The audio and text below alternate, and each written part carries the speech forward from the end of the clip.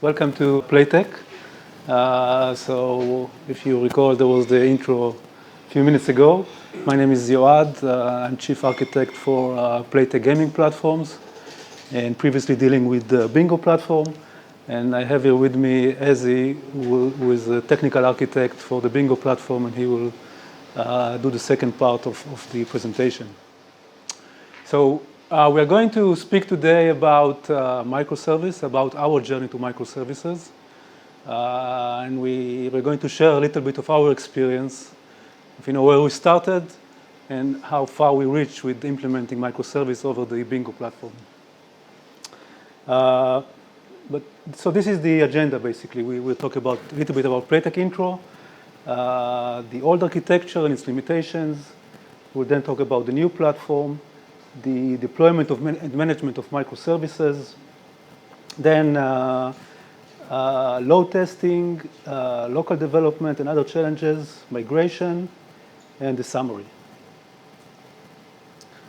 Okay, so about Playtech. Playtech is the world's largest online gaming software supplier. And basically, you can see some of the Playtech products around in this showroom. A little bit about the numbers. So we started at 1999. This is where the company was founded. We have more than 5,000 employees worldwide, actually in 14 countries. And our customers, we have more than 130 licensees that are using our services. And also, Playtech is traded in the London stock market. So this is some of our products, the main ones. We have casino, we have live casino, which is similar to casino, but with real person doing the dealer. The dealer is a real person behind the camera. We have sports betting, we have virtual sports. We're also betting, but on virtual sports. We have poker, we have bingo, and we have retail, which are the cabinets that you can see over there. So all of these are Playtech products, and we will focus today on the bingo one, which is the one that we are discussing here in this context. So Playtech Bingo is an acquisition, started from an acquisition that was done by Playtech. The company was originally called Virtual Fusion, and it was acquired by Playtech in 2010. Today, it's the largest bingo network in UK, but in the worldwide. So it's the largest bingo network in the world. And what is unique to bingo, and this is critical for why we went into the direction that we chose, is that bingo is one network. So although we have different customers, different licensees, different bingo operators that are using our product, they're all connected to one network. So you can have different bingo players coming to different bingo sites, and eventually they can meet in the same bingo room. So we have one network that serves the entire UK. All the customers, all the users are eventually connected to one network, one system.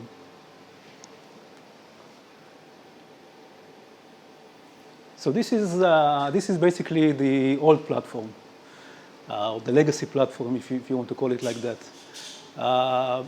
It's built on Oracle as a database with rack and partitioning. We have Hazelcast as a data grid, and this is recently new. We're using that. In the application tier, we have Java Enterprise Edition, with mostly running on Oracle WebLogic, and smaller parts are running on Tomcat. This is the front end, serving the client side. We have HTML, JavaScript, CSS. Flash is also fading out, but we still have that. And this is running on the Apache web server. And the client side itself, we have different clients. We have desktop client, mobile client. Again, we are moving from Flash to HTML, but we still have the legacy written in Flash. So this is where we started from. This is what we basically have today. So what's the limitation of the old platform? Why do we need to change it? So to start with, it's an old code base. It started a few years ago, several years ago, and today, if you look at it, it's old-fashioned architecture. It doesn't really meet the best practices that you can find in the industry today.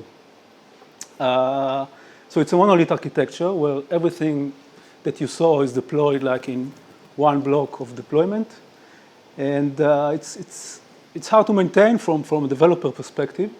And deployment to production is risky because of the fact that we have one big network and every change would impact the entire network. It means that every time we want to upgrade our production system, we have to be very careful. We have to go into a long process of QA, load testing, and making sure that we are not breaking anything. So this makes the upgrade process quite risky. And also, if you think about the scalability of this system, it's quite limited. This is partly due to the fact that everything is running on one database, but also the way that the system is structured, we cannot really scale as we want to. As we said, we have one relational database, which is Oracle, which is supporting all types of data. So this is kind of the paradigm that was dominant in the market for many years. Everything goes into Oracle, and it fits all. Again, because we're using a lot of transactions, it means that it's not very scalable. We are limited in the way we can scale it. And also, every time you change the schema of the database, it means that you need downtime. You need to take down the database, update the schema, bring it up again. So it means that you need to have like an upgrade window every time you want to change something. The outcome of all that is our release cycle is relatively long. So today we are releasing 5 times a year. Well, basically, if we wanted to do more, there's the business side, which says, okay, we need to have 5 releases per year. But from the technical side, we really cannot do more than that because of these limitations. So the architecture that we currently have doesn't really support the agile kind of development. So basically, if you look at the old platform is mature, it's robust, it's reliable and stable. And we want to keep all these attributes. We don't want to kill it. But we want to add new attributes to the new platform that will be added on top of the features of the old platform. So it means that we want to be more scalable, we want to be more modular, more agile, and more flexible. So basically, we're trying to add this side to that side. So looking into our new platform, basically, it has 3 basic foundation layers. It's reactive, microservices with polyglot persistence. And this is the principles of the new platform, and I will explain what does it mean. So let's start with reactive. What's the meaning of reactive? Reactive means that everything we do should be asynchronous and non-blocking when we are processing event streams. So the input into the system, the entry point into the system is an event stream rather than the old paradigm of request response. We need to be able to process events.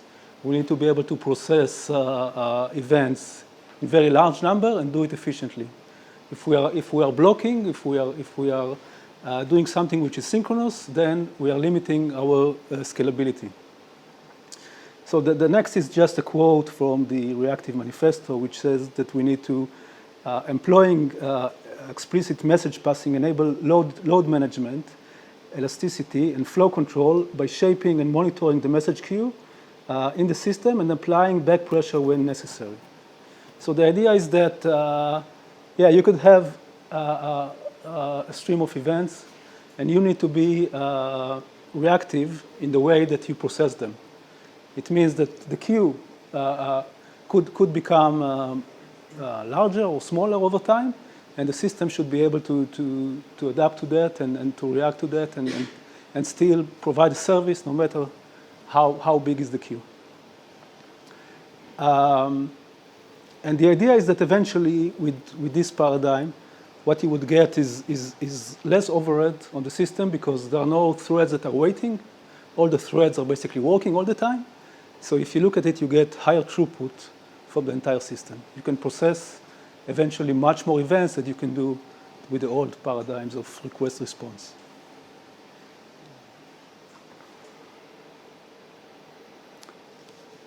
So what are the pros and cons of using microservices?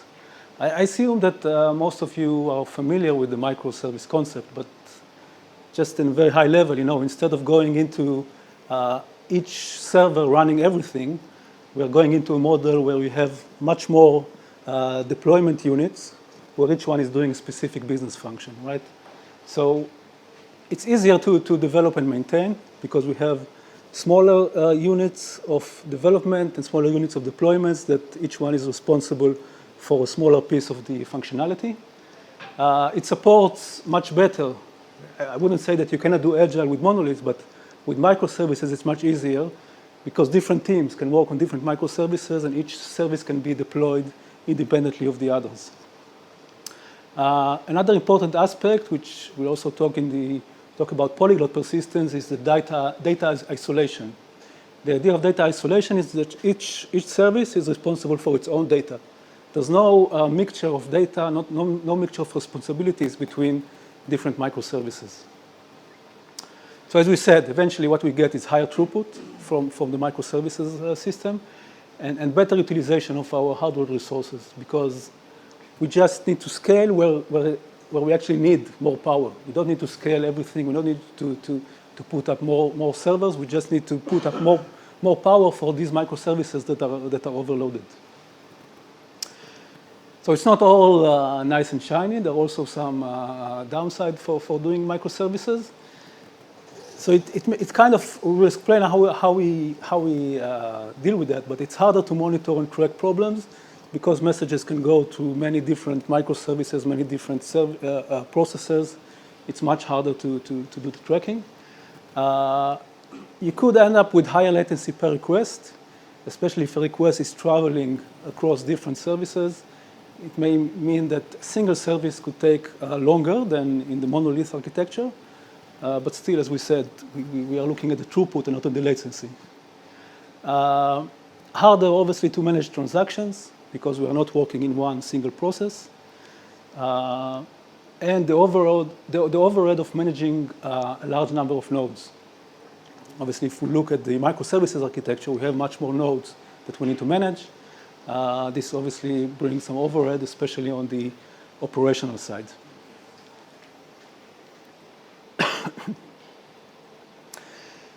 So what's the meaning of polyglot persistence? Basically, it says that we have multiple data storage technologies.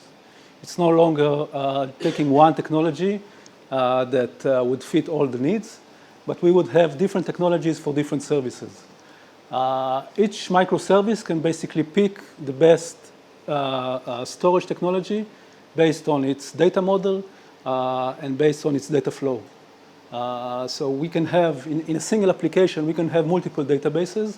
One would be like a column family, graph database, relational database, document database, key value store, and others. It doesn't mean no SQL, where we are throwing away SQL. SQL is good, and relational databases are good for specific use cases. We're saying not only SQL. Basically, we would pick the right database for solving the right problem. So again, an important aspect that we mentioned before is that there's no sharing of data between services. Each service is responsible for its own data, and if they want to expose the data, they will do it through an API, and will not have like two different services accessing the same database, and thus we have issues of consistency, and we need to update different services when we change the model.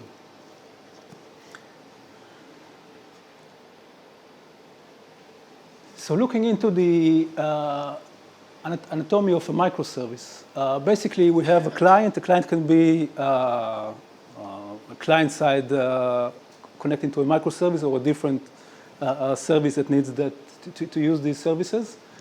Each microservice would have an API, which is the entry point for using this microservice. And the reactive model means that the API goes into some internal queue. There's some internal queue. We are using the actor models, the actors model, which I will explain later, where the service logic is built out of actors. Each actor could have a state. It could be also stateless. It could be stateful, depending on the use case. And it's actually, there's a data model that reflects that service. Below that, we have framework services like configuration, logging, monitoring, which are common to all the different services. This is part of the framework.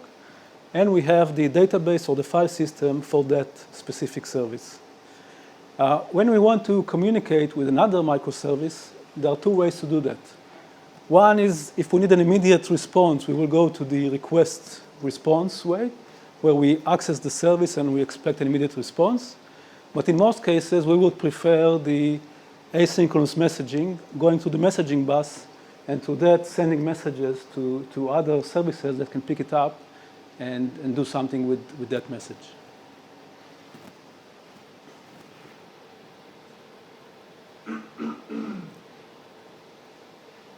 Okay, so we started with the Java system, as we said, and we were looking into Scala.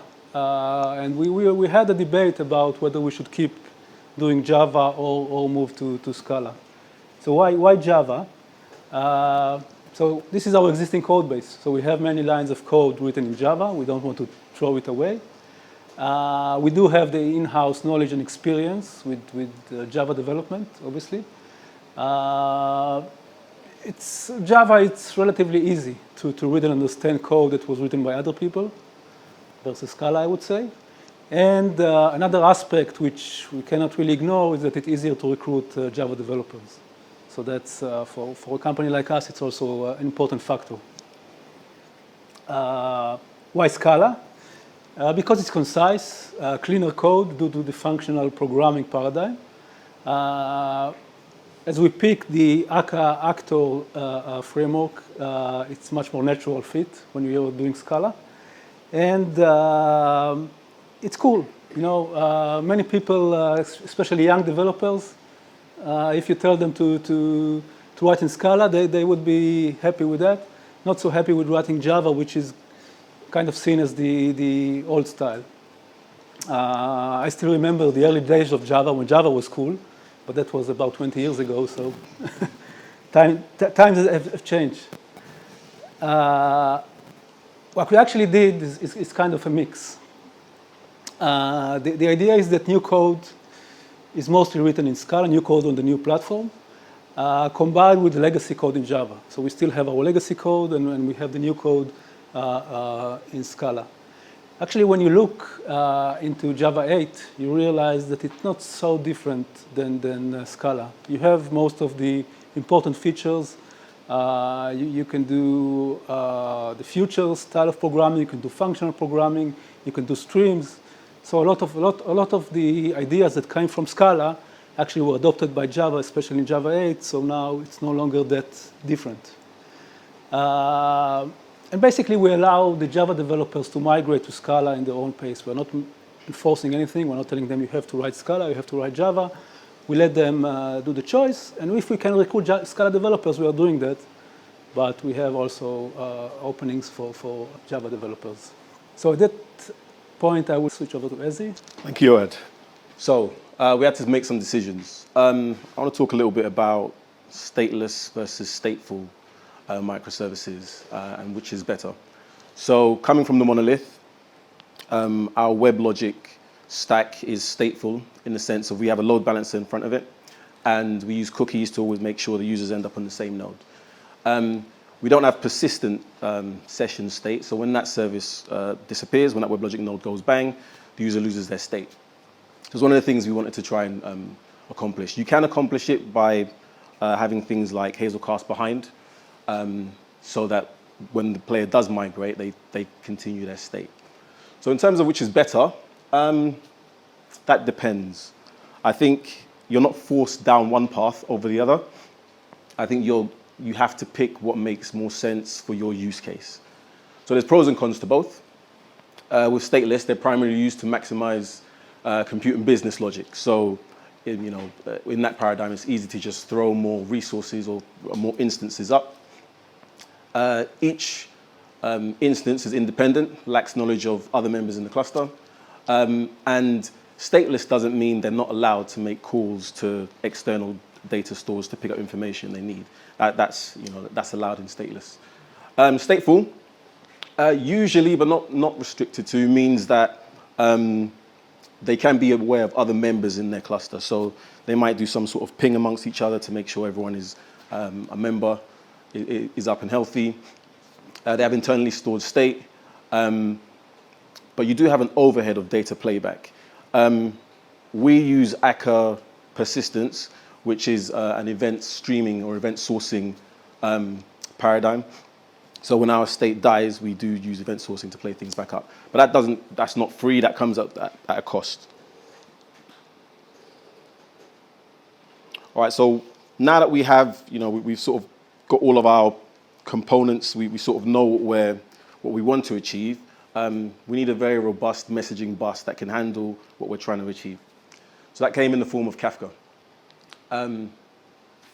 There's many implementations out there of messaging buses that would be adequate. Some of the more popular ones, RabbitMQ, ActiveMQ, but we went with Kafka. We're doing all this cool stuff. Kafka seems to be the cool messaging broker implementation nowadays. On paper, it seems to be the fastest, so why not? That's one of the things that we want to do. We want to make sure we have faster throughput. And it enables us to do that asynchronous fire and forget. We'll send a message, and the service can pick it up as and when it's ready. I come from a background of JMS, and JMS at the time, when EE was the cool thing, JMS was quite popular. I'm not sure how many of you have used JMS. It's a bit of a headache to work with. One of the problems here that this sort of shares with JMS is there was no UI for visualization. The way Kafka the way that it's been implemented is by appending messages to a log. So there are third-party UIs available to be able to give you some sort of visualization. So there is something available. And another downside, which is not really a downside, is you require Zookeeper. You require Zookeeper. So that's just for configuration and consumer management. So if you're using it already, you can use Z nodes to make sure you're using the same cluster. But otherwise, you have to deploy both. You're not getting away with Kafka by itself. Zookeeper is required.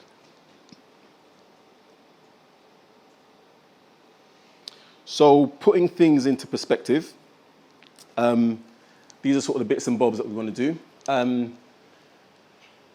So microservices means many small units have to be deployed. All of these small units need a way to discover each other. You want a system that sort of self-heals. You want something that can expand as necessary. And you want you sort of want this whole plethora of things to get a system that's supposed to maximize the promises of the microservice paradigm. So configuration management, resource management, rollout of production updates. You want something that can grasp all of this. And this is something that we were very well versed at doing with the monolith. But after we did our investigations, our final choice, Docker and Kubernetes. So Docker is sort of a no-brainer. Once again, it seems to be the new cool kid on the block, it's the more recent cool kid on the block. And we picked Kubernetes. I'm not sure if you're familiar with Kubernetes.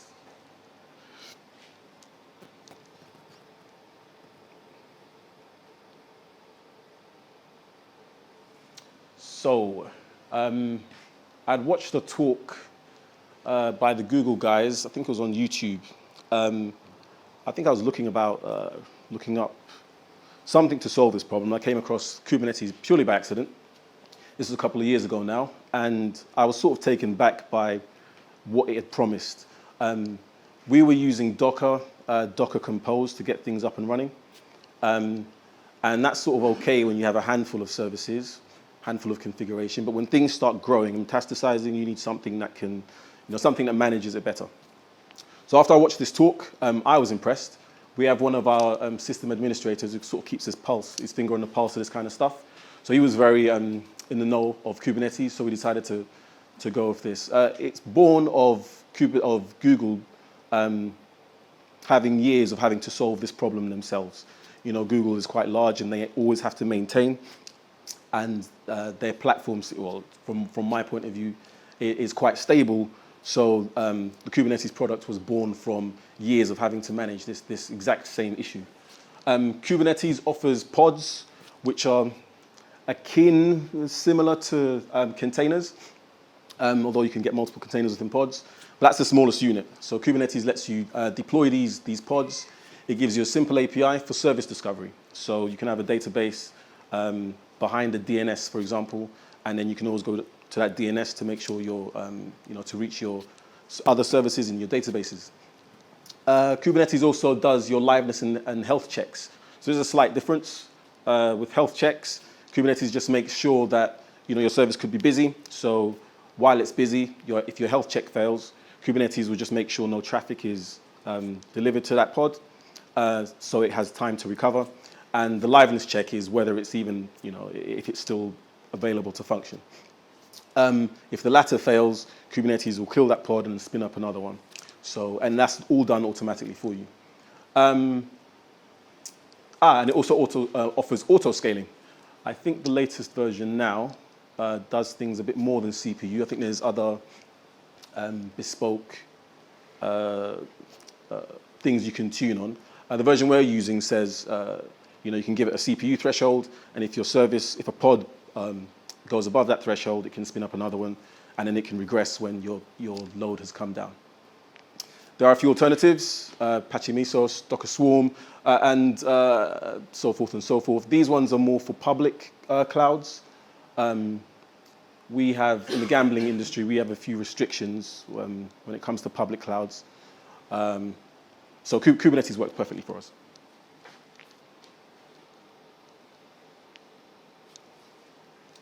So this is how the stack sort of looks. Like I said, in the gambling world, we're sort of restricted. We can't really do public cloud stuff. So we have bare metal servers, and then we run Kubernetes on top of that. So Kubernetes has something called a Kubernetes node, which is its larger unit of work. There's something called a kubelet that runs, which is an agent that goes around and makes sure that any pods you've scheduled to run are running at the quantity expected. So you have a Kubernetes pod, which sort of looks like this, and that wraps a Docker container or Docker containers, which has your Docker image, and then which has your code inside. And then these can get scaled, yay forth, and likewise, each Kubernetes node, which it's a unit of work, so it could be a VM or it could be a physical node. They get scaled as well. So the way the kubelet works is, for a certain pod, you can say, I need to make sure I want always 5 of these pods running.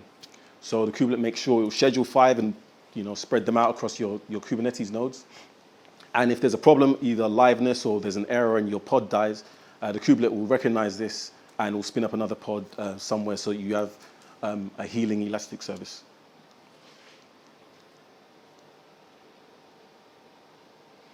All right, so through our experience, and probably most of you, this is probably a bit of a no-brainer, but monitoring is, I can't stress how important it is when it comes to the microservices paradigm.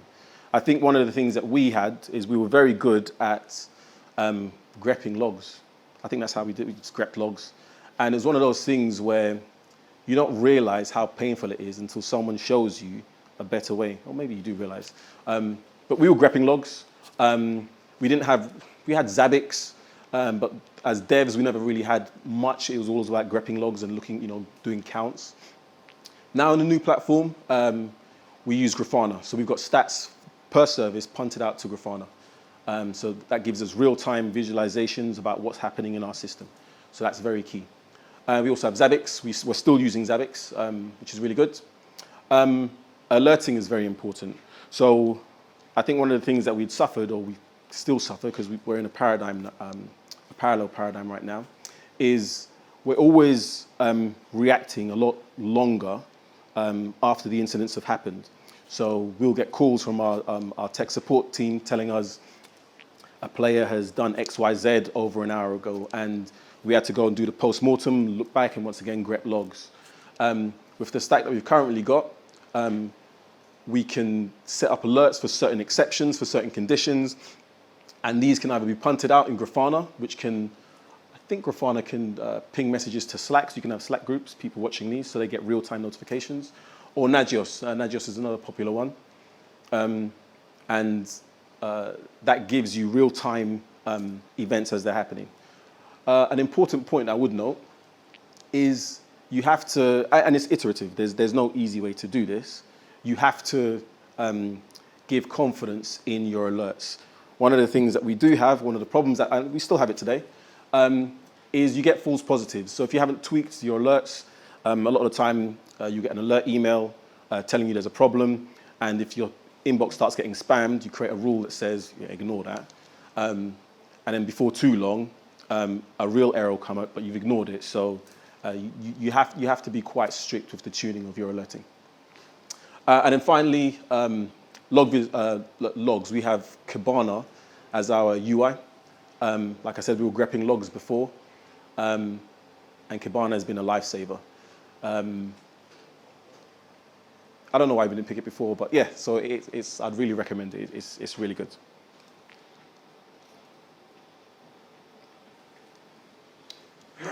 So this is the topology.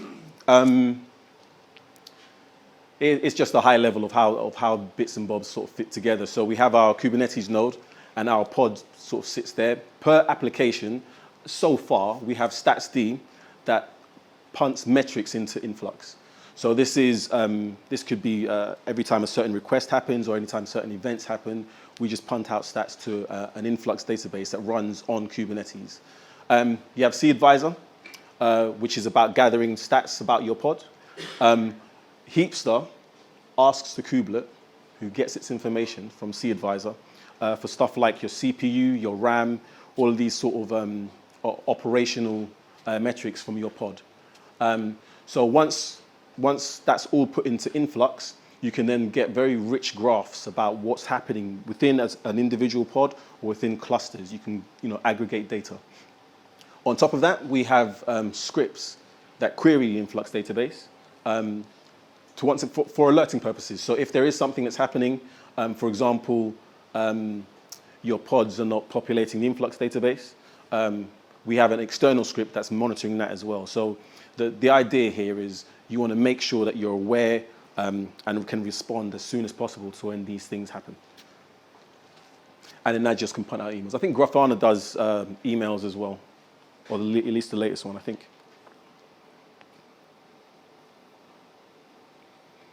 And then our logging framework. So normally we use log4j XML files, and then like I said, we grepped. Now we have like a JSON appender. So the logs come out in JSON format. So what's really good about that is now there's no grep. I mean, you're not grepping a JSON log. It's not advisable. It's not pretty to look at. But our logs now are in JSON format, and FluentD then buffers them and can punt them into Elasticsearch. Elasticsearch is about indexing. So when we finally use our UI, we can search for things specifically. So no more grepping logs. You now have visualizations based on the Kibana. So this is normally the ELK stack, but we've swapped out Logstash for FluentD. Only because I think Logstash, you need Redis to keep it robust, whereas FluentD sort of works without that. But yeah, so now we have we can now visualize and you can draw graphs and charts against the logs. So it's about making things visual rather than this grepping paradigm that we were stuck to.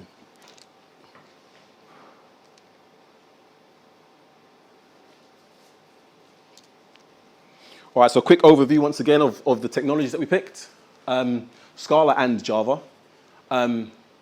Akka was really good, I think, because the actor model is a way of introducing the whole messaging paradigm. Normally, we're used to the traditional model of thread-based. You do everything on your thread that goes all the way down to the database and goes all the way back up. The actor model is a different paradigm, but it's very good. So if you think of each actor as a microservice, and then you're sending messages, it's exactly the paradigm we want on a smaller scale. Kafka, we picked Couchbase as our first NoSQL database. Of course, Docker containers and Kubernetes. This was our first choice. Since then, we've added some more as part of the Polyglot Persistence. So putting it all together. All right, so comparing this to the monolith paradigm, it's not, I don't want to present this as all singing and all dancing and miles easier. It's not necessarily that way. What we found is it's about feng shui of the problems. You have to move things in the right to maximize, move things around correctly to maximize the usage. So high level, we have our clients, we have our load balancer. One of our interfaces between the client and the below microservices is a microservice we call the HTTP gateway. Funnily named because it's actually WebSocket based, it's not actually HTTP based at all. And what we were trying to do there is introduce a lightweight means of users being able to connect and being able to push messages back to through WebSockets. So ours is built on Akka cluster. Akka clustering is very rich in the sense of, in fact, Akka is very good in how they develop their stateless paradigms. They make the developer experience very easy. So that's what ours is based on. Below that, so that's like a gateway to any other microservices. That's can scrutinize payloads and knows how to delegate to microservices below. Our microservices layer there, and then we've got our messaging bus, which is of course based on Kafka. Our different persistences. So as I said, we have Redis now. We have Cassandra coming in, and our logging stacks. And also, one of the good things is the BI, the business intelligence. Because we're using Kafka, it allows for us to either use Kafka replication to punt information into a business, to the BI, or we can use things like Apache Spark to enrich the data and forward it on.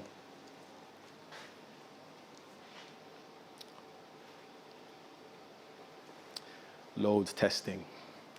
So yeah, this load testing is a bit of a personal bane of my life. You want, the microservice paradigm sort of promises a lot, and one of the things it promises is a system that can scale and can manage whatever, whatever performance, or can scale better than your monolith. You have to load test. I think one of the problems with load testing is having clients, writing clients is not easy. In our legacy system, we had a very bespoke load test client which tried to mimic what the users did. And we had our production system which could gather metrics on what actual users were doing. And then we try and map the production to the load test and then try and tweak it up. But tweaking it, what does that mean? Does that mean you increase the players, the number of players? Does it mean you increase the frequency? So that all of these things are things that needed to be taken into consideration. If you increase both, your performance grows exponentially. So we tried things from out of the box. Rather than write something bespoke, we tried Gatling. There's other things like Locus. JMeter is another popular one. I think Gatling was good, but it failed due to its weak WebSocket support. I'm not sure what it's like now. This was probably nearly 2 years ago, so they may have come a long way. But they weren't really good. Its WebSocket support wasn't the best. Yeah, and a final point. So implementing something bespoke will give you the best result in terms of you can make the requests and the responses that you require. But you may miss some of the features that some of these guys give, because these guys have the experience, so they'll, in theory, in practice, be better at doing it than you. But load testing is a problem. So ways to sort of tackle it. Early identification of problems is good. So when we load test everything as a single unit. We put all our microservices, get everything running at the levels that we require, and we turn on the load test and we watch everything just melt to everything melt. One of the things that we can do is after you've built a microservice is you can test the microservice in isolation. This helps you find out differences between version 1 and version 2. So if you've introduced latencies or you're, there's something that's gone, something that's been introduced that's slowing down your performance. Once again, monitoring. I can't specify that enough. Load test, I'm not sure how much of you have environments where you need to load test them. But without the monitoring, or without the correct monitoring, I think it's troublesome. It's very difficult. Doing things on a local machine is easy because it's very, it's succinct, and it's a very small window. When you start adding load, so many things are happening at the same time, and if you don't have the correct monitoring, it's hard to trace what's going on. Yes, and off the back of this, resilience testing is one of the things that we had to take on. So once again, with the new platform, one of the things we wanted to do is make sure that if a service falls out, Kubernetes can spin up another service. But we wanted to see what the user experience is like for that. Does the user get 500 requests? Are they waiting indefinitely? What's the experience? So resilience comes under part of load testing. So that was something that we had to undertake as well. And it's not an easy thing to solve because it really is dependent on your needs. And it's like a slider. Something gives as you try, you try and tackle one thing, something else will end up giving. So it's a fine balance trying to get that correct.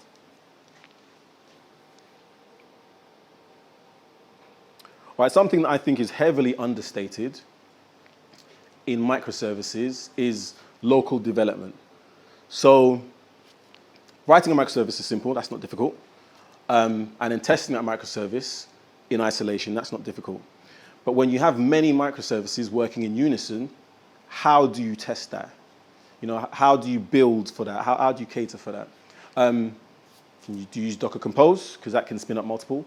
Depending on how many hops your microservices have, that can get quite costly.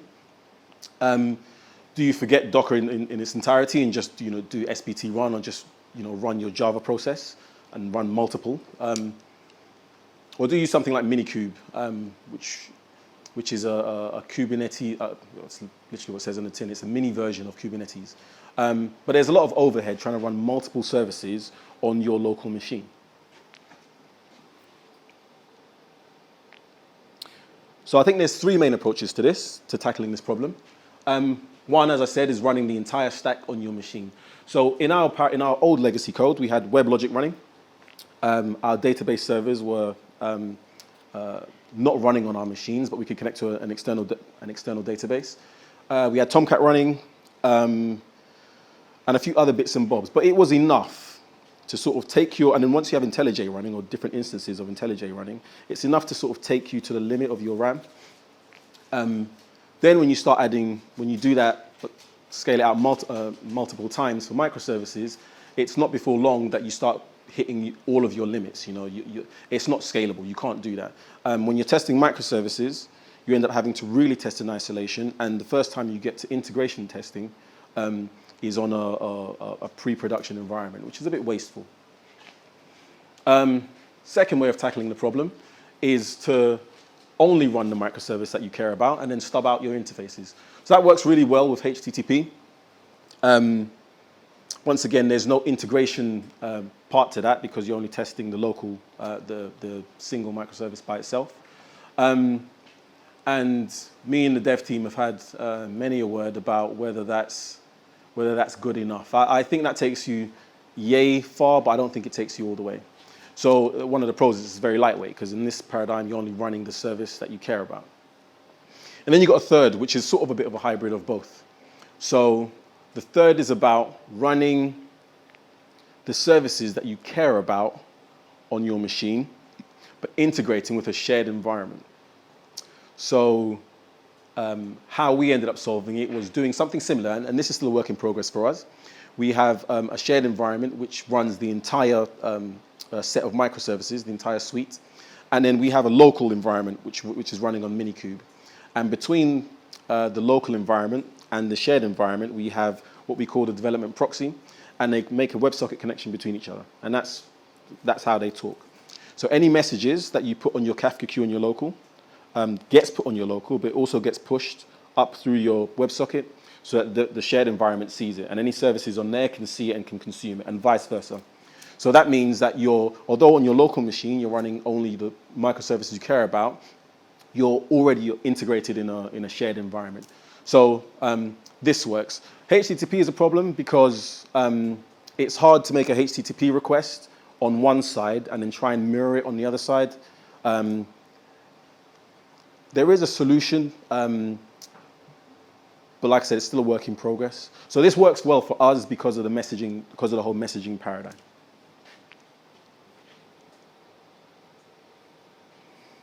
So other challenges we faced. More other things that I should note. Tuning is heavily important. It's a bit of a no-brainer. We ran into many problems early on just because of lack of tuning or lack of the correct tuning. And another thing is DNS response times. So when we started putting things under load, our DNS started to struggle. So then we started to see failure of requests. So that's something to monitor. Once again, it sounds like a no-brainer, but having things in either scripts or code that's reproducible is paramount. There were times when, because we're in the heat of coding, we'd make a change on one machine and that change would just get lost, and then next time we're trying to run a load test again, that change hasn't been made because someone's forgotten, so then you end up having to repeat that. So having things like Ansible scripts or Chef or Puppet to make sure environments are always the same is a must. Start small. It's very easy to write microservices, and when you get them up and running, there's an urge to sort of make everything run at once. Let's just throw it all out there, turn on the button, and see what happens. Don't do that. There's too many things. There's too many moving parts. Start small, get the confidence in the small units, and then slowly add units in. The smaller the unit, the better for scalability. So that's true. You need to take a call based on what you are doing yourself, because you can go too small. I think it's called nanoservice now, which, I mean, there's nothing wrong with that, but then you just have to realize that there's another thing to monitor, there's another thing to track. So it's a balance. You have to find your chi. You've got to find your balance somewhere. Once again, I can't stress it enough. Monitoring and alerting should be in place and stable before trying anything. I'm only stressing that because we didn't do that. So we ended up with a lot of issues and tracking them with the JSON logs, trying to use our, we're Kung Fu masters at grep, not in JSON logs, you're not. So, you want to have that ready and in place before you get going. Back to Dr. Yoad. So the last topic we wanted to talk about is how we migrate from a live legacy system. So in Bingo, we have a live system which is serving a lot of customers, a lot of end users, doing quite a lot of revenues. We cannot just migrate to a new system without evaluating the implications of that and the risks. So we thought about basically three approaches. There's the big bang approach, there's the vertical approach, and the horizontal approach. I will explain what does each one means. The first approach is basically, we write the new system, and one bright day, we migrate everything from the old system to the new system. Obviously, it's a huge risk, and it might take us a long time, and we'll never reach feature parity with the old platform because we're not like putting it on hold. We'll keep developing the existing system, and we need in parallel to that to develop a new system, and obviously there's a lot of resources needed in order to go into that approach. So we didn't really take that one. The other one is what I would call vertical, and it means basically start with specific customers or our licensees. Because we are a B2B company, we could say, let's take one of the smaller sites, one of the smaller customers, and let them try the new platform first before we go to the big guys.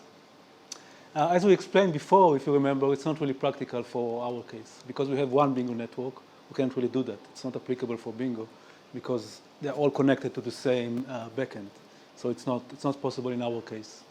So what we ended up doing is the horizontal approach, which basically means that we'll start taking services.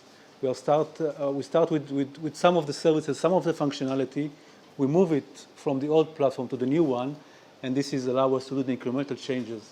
And with that approach, we can actually have both of the platforms live side by side, while we can, relatively in a short time frame, we can introduce new services on the new platform without taking a huge risk. So that's that's what we took in order to minimize the risk and be careful. So you can look at it in that way. We have the old stack when we have most of our services running. It's still true today with the database and everything. So most of the fish are in this bowl. Then we have the new stack, which is starting new few microservices, the different databases that we are using, and we're starting migrating services from the old platform to the new platform.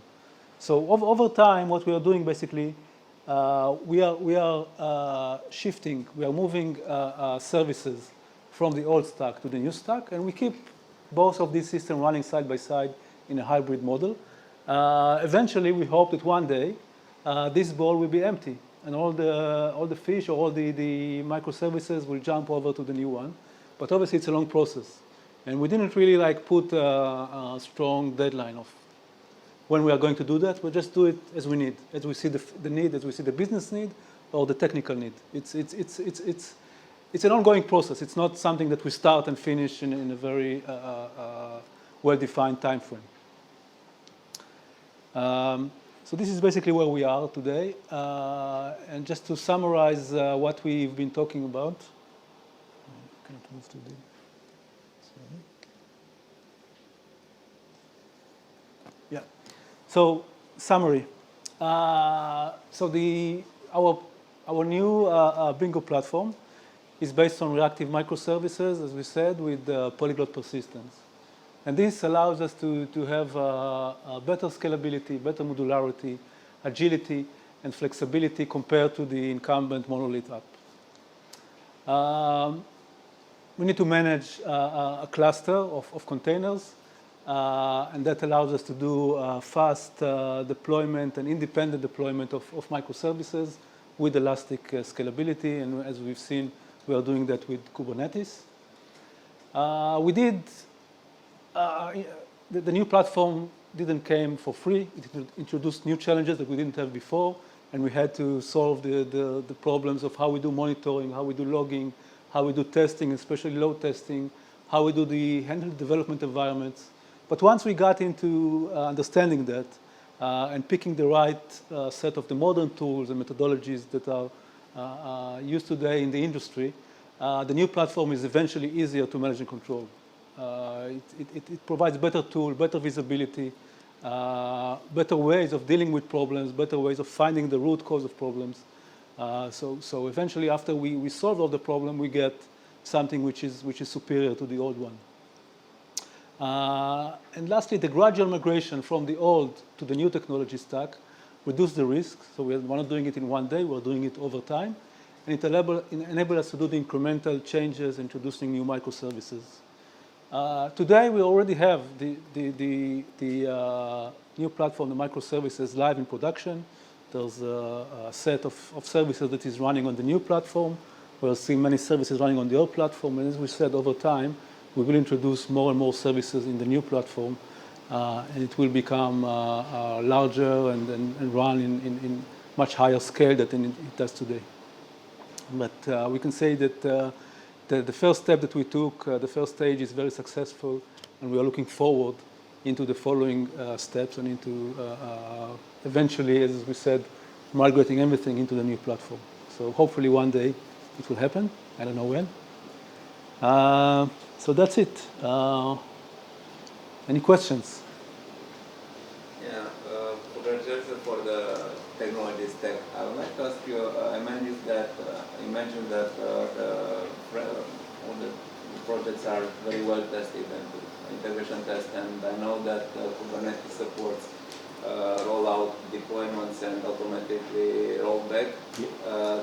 Do you have a continuous delivery pipeline? Yes and no. I think one of our problems is because we're still in the hybrid, we still have 10-week release cycles. And because of the size of our licensee base or our customer base, they're very hard invested in these hard deadlines. But under all of that, the new platform is there and is free to be delivered. Changes are delivered as and when required. So we're sort of running both right now. So yes, and we use Jenkins. It's one of the things I should have actually mentioned. Jenkins is the lifesaver in all of this. In our old platform, our use of Jenkins was very light, whereas in the new platform, we're trying to leverage the Jenkins pipelines and auto pushing out of services and all of this. So, yeah, we're in a state of flux between the two. Testing, are you testing the production, directly to production? We still have our pre-production environment. So the whole idea is we make sure we have unit tests to make sure that the logic of the code works. We're trying to introduce the bespoke or isolated load test to make sure we haven't introduced latencies or latencies are manageable. And we still have a QA team. So we still work within a bigger life cycle or release cycle, but within those, for the services that are on the new platform, we make efficiencies to make sure that we have a QA team working with our development team so that they can get everything tested and pushed out as and when within that 10-week cycle. So it's the regular software development life cycle? Yes, correct. You said you're running a hybrid system. Yep. When you get new features, do you play safe and do them on the monolith? And then when you feel safe, you move to microservices, or you go straight to microservices? Now that we've gained confidence, we don't do things safe anymore. We have to make a business decision because we're trying to get we want everything to be on the newer platform because it makes more sense. But depending on what the feature is, if it's something that's really tightly integrated into the old platform, sometimes we might just say, okay, then for now we'll keep it in the old platform because in terms of the business point or how much effort it is, it's a lot, it'll cost the licensees a lot less. But a lot of the time, we always have it at the forefront. Any new features should be directed at the new platform. So we have to make the call at the time. These set of technologies that you deploy, do you have prior knowledge of them, or do you kind of test and extend your knowledge as the platform? Do you want to answer this one? Yeah, we didn't have a lot of prior knowledge. To be honest, there are different teams in Playtech. We are not the only development teams. So Playtech, there are multiple development teams working on different products. So for some of these, there was experience in other teams, but not necessarily in this team. So I think we mostly started without a lot of prior knowledge. We recruited few developers that did come with the right experience, but most of the team were just new to that.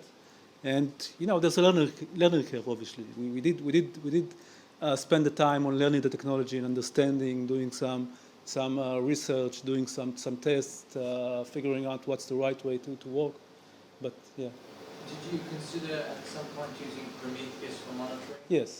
Yes. So we are looking at different alternatives. I think between InfluxDB and Prometheus, it's a matter of licensing and the cost of the license. Where in Influx, if you want to scale, you need to pay them a substantial amount of license. It's not coming for free. Where Prometheus is more like open source.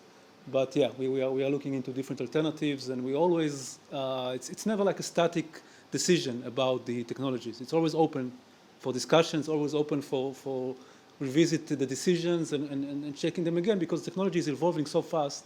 You cannot stick to your decisions. You have to be open. You mentioned that because it's a gaming platform, you're restricted not to use public cloud. Yeah. If you weren't, what cloud do you think is the most suitable? Well, that's I guess my personal preference would be Amazon, because I believe that AWS is today the most advanced if you look feature-wise. But it's really today, if you look at Microsoft, you look at Google, they are really keeping up the pace. So it's not really technology-oriented decision. Sometimes it's a business decision because you need to look at the costs. Obviously, for a company like us, you need to look at the cost. You need to understand what is better from the business side as well. Do you experience any limitation using OpenStack? Using OpenStack So OpenStack is not part of this solution. So initially, when we were picking or looking for technologies, OpenStack was one of the choices on the table. I think we pushed OpenStack to the side because Kubernetes seemed to cover everything that we would require, and having OpenStack on Kubernetes on top of OpenStack is another layer that wasn't really bringing anything. So when we couldn't go public cloud, we thought about private cloud, OpenStack, and we talked to other groups within Playtech who were using OpenStack, and their experience at the time, once again, this is a few years ago now, their experience at the time was they'd been playing with it for a few months, maybe 6 months, they hadn't gone live with it, and they hadn't thought about like the upgrade path. I think at the time, OpenStack's upgrade path was problematic. So it's sort of, we waned confidence in it at that time. And then once we agreed on Kubernetes, then OpenStack wasn't really an option. There was no need for it anymore. Thank you very much. Thank you.